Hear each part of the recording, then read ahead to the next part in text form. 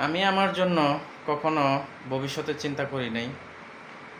সেই ১৫ বছর থেকে শুরু কইরা সোয়েটার ফ্যাক্টরিতে কাজ করছি প্রায় ১২ বছরের মতো।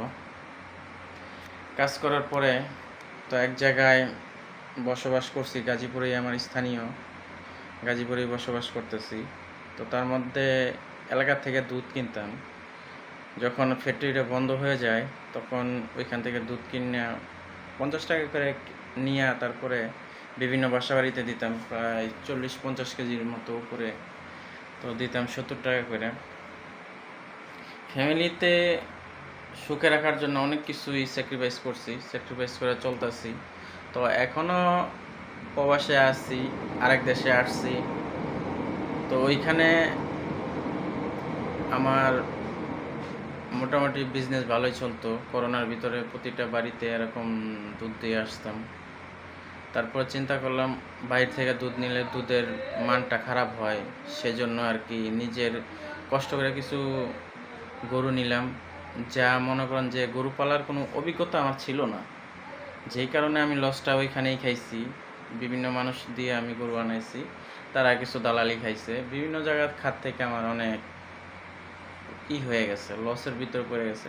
তার মধ্যে আত্মীয় স্বজন থেকে কিছু টাকা নিয়েছিলাম, যা আমার খালাতো বোনরা ছিল, খুব কাছের মানুষ ছিল আর কি। খালা কিন্তু অনেক ভালোবাসতো আর কি।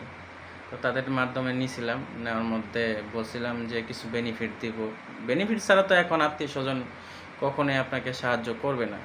তো যখন দেখলাম লসের পর্যায়ে চলে গেছে, তখন কিছু গরু ছিল যেটা আমি বাজারে সেল দিয়ে দিলাম। সেল দেওয়ার পর সৌদি আরব চলে গেছি। সৌদি আরব প্রায় দীর্ঘ ৩ বছর ছিলাম। যেই টাকাগুলো আমার ঋণ হইছে প্রায় ২২ লাখ টাকার মতো ছিল, সেগুলো আর কি আমি এই সৌদি আরব থেকে প্রায় পরিশোধই করে ফেলছি, অল্প কিছু ছিল। তো বিশেষ একটা কারণে, যেই কারণে দেখা গেছে যে আমি একটু অসুস্থ হয়ে পড়ছিলাম, অনেক ঠান্ডা জ্বর, ঠান্ডা ভালোই হয় না। তার মধ্যে আবার এই কফিলে বেতন নিয়ে অনেক ঘোরাঘুরি করে, ২ মাস ৩ মাস হয়ে গেলে তারপর বেতন দেয়, যেই কারণে আমি এখান থেকে চলে আসছি, একবারে একজিটে বাংলাদেশে চলে আসছি।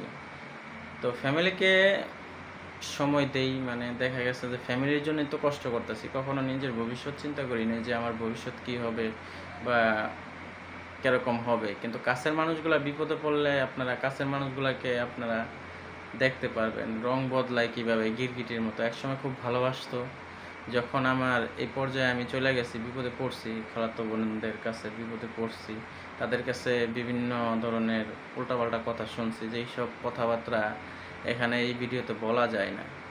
তো